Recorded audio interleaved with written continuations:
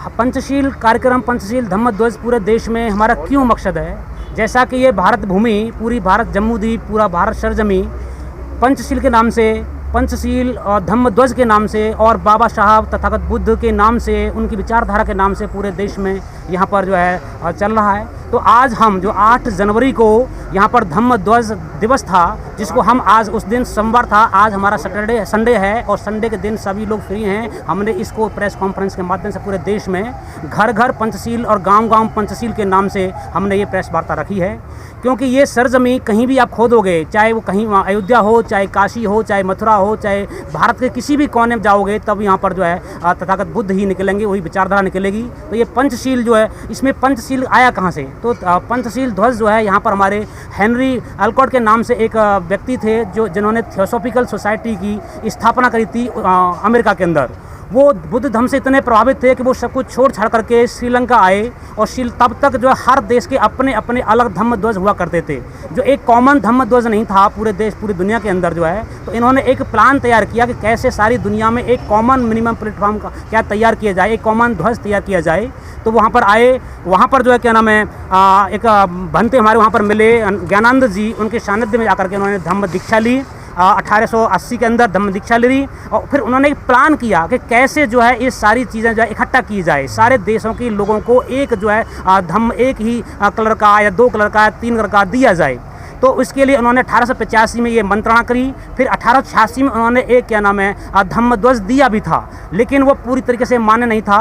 तो यहाँ पर जो है एक कोलंबो कमेटी के नाम से श्रीलंका में, क्योंकि श्रीलंका सबसे ज़्यादा प्रभावित था उस वक्त जो है, अपना राजा महेंद्र थे हमारे, वहाँ पर गए थे अशोक के, सम्राट अशोक के बेटे। तो वहाँ पर जो कोलंबो कमेटी के नाम से एक यहाँ पर सम्मेलन हुआ, उसमें ये क्या नाम है बात स्वीकार की गई कि क्या नाम है क्या, तो इसमें 5 रंग जो है, पहला नीला है, नीला रंग जो है विराटता, व्यापकता और ह्यूजनेस को क्या नाम है शो करता है। दूसरा रंग है पीला रंग, जो कि मध्यम मार्ग को, क्योंकि ये कुछ इसमें बातें ऐसी भी हैं कि तथागत बुद्ध को जब ज्ञान प्राप्त हुआ था, तो ज्ञान प्राप्त होते समय जिस वक्त ज्ञान प्राप्त हो रहा था वैशाखी पूर्णिमा के दिन, तो उस वक्त उनके शरीर से कुछ प्रकाश की किरण निकल रही थी।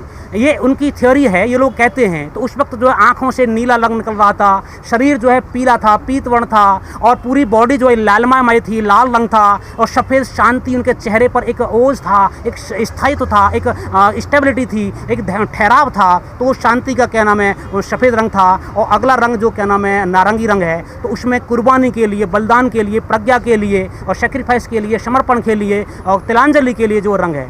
तो इस प्रकार ये 5 रंग जो है, नीला, पीला, लाल, सफ़ेद और नारंगी, ये 5 रंग हमारे धम्म ध्वज में हैं, जो 8 जनवरी को क्या नाम है ये लिया गया था। और सारी दुनिया आज इसी धम्म ध्वज को क्या नाम है मानती है, और ये हमारे पूरे बुद्ध धर्म का क्या नाम प्रतीक है, सिंबलाइजेशन किया गया। उसमें रंग भी सिंबलाइजेशन है और उस रंगों के साथ में विचारधारा भी हमारी।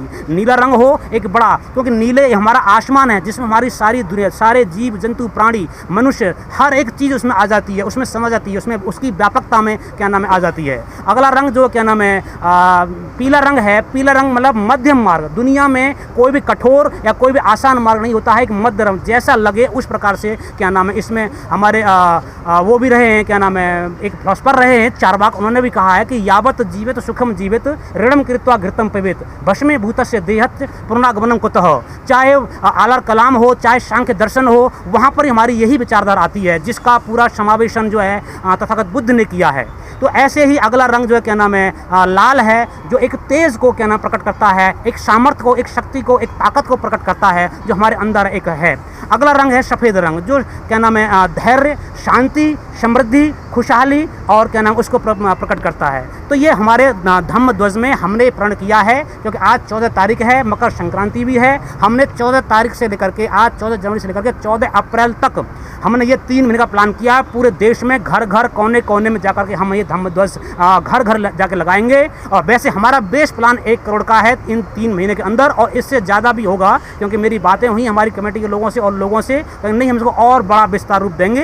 क्योंकि आज देख रहे हो कि जैसे हर रोज़ क्रांति फैल रही है विचारों की, और ये हर रोज़ विचार प्रस्फुटित हो रहा है हमारे समाज में, लोगों में ये ज्ञान हर रोज़ फैल रहा है। बाबा साहब की, तथागत बुद्ध की ये देन है, बाबा साहब ने उसको हमको संजोया और आज हम उसकी वजह से हम यहाँ पर हैं। तो हमारा कर्तव्य बनता है कि हम जो घर घर पूरे 3 महीने तक हमने प्रण किया है, उसके बाद ताउम्र आजीवन हम ये काम करते रहेंगे। और फिलहाल ये 3 महीने के लिए हमारा पूरा प्लान है, ये हम क्या ना धम्म ध्वज घर घर पहुँचाएंगे। जी, मेरा नाम चंद्रवीर सिंह है और ये बहुजन समाजवादी मंच के नाम से हमारा क्या नाम है घर घर पाठशाला चल रही है। घर घर पाठशाला, घर घर ध्वज, हमारा गांव गांव ध्वज हमारा चल रहा है और पूरे देश में हम पूरे कोने में विचारधारा फैला रहे हैं, ये काम कर रहे हैं। मेरा नाम चंद्रवीर सिंह है। मैं पहले दिल्ली मेट्रो में इंजीनियर था, वहाँ से मैंने सर्विस छोड़ी और आकर के पूरा, क्योंकि जैसे हेनरी ऑलकॉट जो नाम के व्यक्ति प्रभावित हुए, ऐसे मैं भी प्रभावित हुआ और पूरी तरीके से हम क्या नाम है इस धम्म ध्वज के तले, बैनर तले हम ये काम कर रहे हैं। तो बहुजन समाजवादी मंच जो है पूरी पाठशाला गाँव गाँव ले जा रहा है और इसी प्रसार क्या नाम प्रसार और प्रचार को हम कर रहे हैं। तो मेरा नाम चंद्रवीर सिंह है। अभी डॉक्टर हरविंदर जी सर्जन हैं और मेरठ से आए हुए हैं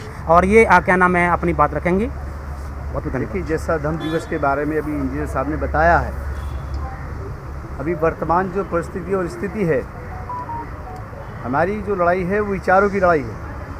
क्योंकि ये देश, ये धरती, ये बुद्ध की धरती है। तो बुद्ध की धरती है तो बुद्ध के विचार घर घर गांव गांव जाने चाहिए। उन विचारों को लेकर के हमारा ये संकल्प है, बसम का संकल्प है, बहुजन समाजवादी मंच का संकल्प है। हमने निर्णय लिया है कि जैसे दूसरी विचारधारा जो द्वेष फैलाती है, जो दंगा कराती है, उस विचारधारा के सापेक्ष में हमारी विचारधारा कहीं ज़्यादा अच्छी है और मानवता प्रेमी है। तो इस विचारधारा के लिए ही हम लोगों ने ये प्रण लिया है कि हम इस पर काम करेंगे। घर घर जाकर के, अगर खुद नहीं लगाएंगे तो हम स्वयं जाकर के उसके घर में झंडा लगाने का कार्य करेंगे। और ये विचारधारा जो मानवतावादी विचारधारा है, जो समता, न्याय, बंधुता, स्वतंत्रता की विचारधारा है, जो संविधान भी कहता है, उस विचारधारा को लेकर के गांव गांव हमें जाना है। और हमारी आप सबसे भी अपील है, और जो न्यायप्रिय, जो पूरे देश के अंदर जो न्यायप्रिय लोग हैं, उनसे भी अपील है, अगर हम वहाँ तक भी ना पहुँचे तो उनका भी कार्य ये है कि जो विचारधारा बुद्ध की विचारधारा है, बाबा साहब की विचारधारा है, जो बाबा साहब के विचारों में विश्वास रखते हैं, उन लोगों से भी हमारी अपील है आपके माध्यम से कि वो जाएं, स्वयं उठ कर के जाएं। क्योंकि जो जिस विचारधारा से बाबा साहब की 40 साल तक लड़ाइयाँ, संघर्ष चलते रहे, वो विचारधारा कहीं जाकर के आज जो है हमारे सामने आकर के खड़ी हो गई है। जैसे आप देख रहे हैं, आज के हालात देख रहे हैं, आज की परिस्थिति देख रहे हैं। महंगाई पे कोई बात करना नहीं चाहता है, शिक्षा पे कोई बात करना नहीं चाहता है, बेरोज़गारी पिछले 45 साल में अगर देखें तो सबसे ज़्यादा आज जो बेरोज़गारी जो है चरम पर है, लेकिन बेरोज़गारी कोई बात करना नहीं चाहता। तो मेरी सबसे न्यायप्रिय लोगों से अपील है कि हमारे इस विचारों को फैलाने के लिए, और जो हमारे सवालात हैं, हमारे सवालात यही हैं, क्या है, शिक्षा है, स्वास्थ्य है, महंगाई है, बेरोज़गारी है, ये हर व्यक्ति की डिमांड भी है। ऐसी बात नहीं है कि किसी की डिमांड नहीं है। रोज़गार किसे नहीं चाहिए, शिक्षा किसे नहीं चाहिए, स्वास्थ्य किसे नहीं चाहिए, लेकिन कहीं ना कहीं ये मुद्दे भी गौण होंगे। ये मुद्दे गौण होंगे। हमारा कर्तव्य ये भी है कि इन मुद्दों पे भी, जब भी कोई पीछे हो, इन मुद्दों पे भी हम चर्चा करनी चाहिए।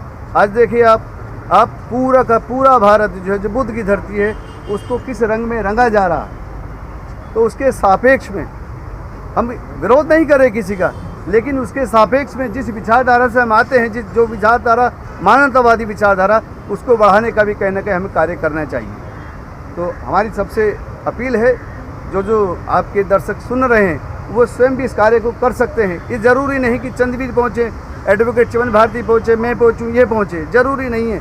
वह स्वयं भी इस कर्तव्य को, इस कार्य को अपना जो पूरा कर सकते हैं। तो हमारी सबसे आपसे यही अपील है, आपके दर्शकों से यही अपील है कि बुद्ध की इस विचारधारा को, बाबा साहब की विचारधारा को गाँव गाँव घर तक फैलाने का कार्य करें। जय भीम। आप हैं डॉक्टर एडवोकेट चमन भारती जी, तो हम चाहते हैं कि चमन भारती जी अपना कुछ वक्तव्य यहाँ पर रखें। देखिए, जैसे वर्तमान में पूरे देश में एक जातीय वैमनस्य, एक धार्मिक वैमनस्य फैल गया है, और ये खाली बाहर ही नहीं, घरों तक पहुंच गया है। अब तो लोग अपने घरों में ही अपने परिवार के सदस्यों से भी एक जातीय वैमनस्य मानते हुए व्यवहार करने लगे हैं। ऐसे एक माहौल को विपरीत एक ऐसी विचारधारा का सामने आना बहुत ज़रूरी है, जो एक मानवता को एक जोड़ने वाली बात करे। और वो विचारधारा बुद्ध की, तथागत बुद्ध की विचारधारा है। तथागत बुद्ध की ही एक विचारधारा जो सर्वोच्च मानवीयता पर आधारित है। इसलिए हम साथी लोगों ने एक अभियान चलाने का कार्यक्रम बनाया है, जिसमें हम तथागत गौतम बुद्ध जी के जो सील हैं, इनके सीलों की शिक्षा देने वाले प्रतीक पंचशील के झंडे का हम पूरे भारतवर्ष में तथागत गौतम बुद्ध के पूरे भारतवर्ष में वितरण करेंगे 3 महीने तक। और पंचशील के वितरण के साथ साथ ही हम तथागत गौतम बुद्ध जी के विचारधारा का भी प्रचार प्रसार करेंगे। हमारा आप सभी से भी निवेदन है, आपके द्वारा जिन लोगों से हम जुड़ पा रहे हैं उन सभी से निवेदन है कि आप भी हमारे इस अभियान को चलाने में हमारी मदद करें और जितना ज़्यादा से ज़्यादा हो सके पंचशील झंडों का वितरण हमसे आके संपर्क करके ले लें या अपने स्तर से करें और तथागत गौतम बुद्ध जी की जो विचारधारा है उसका प्रचार प्रसार करने में हमारी मदद करें। ये आज 14 तारीख को क्यों चुना सर आपने? हाँ सर, ये 8 तारीख को मंडे था, सोमवार था। 8 तारीख को धम्म ध्वज दिवस था, तो हमने छुट्टी के दिन, जिससे अधिक से अधिक लोग शरीक हो पाएँ और अधिक से अधिक लोग शरीक हों, आप जैसे लोग और हमारे और बहुत साथ यहाँ पे आए हुए हैं, तो इसलिए हमने संडे का दिन जो है उसके बीच में कोई संडे नहीं पड़ा है। दूसरा 14 से लेकर 14 तक, मीन्स 14 जनवरी से लेकर के 14 अप्रैल तक 3 महीने का हमारा एक कंप्लीट टारगेट है। तब तक हमारा 1 करोड़ धम्म ध्वज जो है पूरे देश के अंदर लगाने का, घर घर लगाने का हम खुद जाएंगे और लोगों तक प्रेरित करेंगे, लोगों को प्रेरित करेंगे, उसके लगाएंगे। तो ये हमारा एक कार्ड था। 14 तारीख से 14 तारीख तक जो हमारा प्लान था। सर, चुनाव सिर पर है, क्या लगता है कि ये पंचशील से चुनाव में कोई असर होगा? चुनाव सर एक क्षणभंगुर चीज़ है। चुनाव स्थायी चीज़ नहीं है। पंचशील स्थायी है, ये स्थायी तो स्टेबिलिटी है, ये हमारा निरंतर चलने वाली चीज़ है और पिछले हज़ारों साल से चलती चली आ रही है। चाहे वो चारवाक हो, चाहे सांख्य दर्शन हो, चाहे तथागत बुद्ध हो, चाहे और उसके बाद जितने भी लोग हमारे हुए हैं विचारधारा संबंधित वो लोग हों, तो ये निरंतर चलने वाली प्रक्रिया है। चुनाव तो आज है, कल 2 दिन का, 4 दिन का, 5 दिन का, 10 दिन का, उसके बाद, लेकिन ये जो धम्म ध्वज और धम्म क्या नाम है प्रचार प्रसार है, ये अता उम्र आजीवन चलता रहेगा। संविधान खतरे में है, तो इस पंचशील से होगा क्या सर? इस हाँ। समय देश को बचाने की अहम भूमिका है।